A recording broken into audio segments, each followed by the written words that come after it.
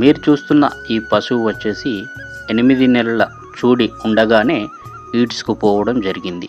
24 గంటలు గడిచినా మాయ పడకుండా అలానే ఉంది. అప్పుడు ఈ పశువు దగ్గరికి మనం వచ్చి మాయను ఇలా తీయడం జరుగుతుంది. అసలు మాయ పడకపోవడానికి ముఖ్యంగా కారణాలు ఏంటంటే పోషకాహార లోపం, calcium, selenium, iodine, vitamin A వంటి ఖనిజ లవణాలు మరియు విటమిన్ల తీవ్రమైన లోపాల వలన మాయ సరిగ్గా వేయకపోవడానికి అవకాశం ఉంటుంది. బలహీనంగా ఉన్న పశువులు, ఈతలు పడిన పశువులు మాయ వేయడానికి ఇబ్బంది పడతాయి. కొన్ని సందర్భాలలో మాయపడని పశువులు చనిపోవడానికి కూడా ఆస్కారం ఉంటుంది.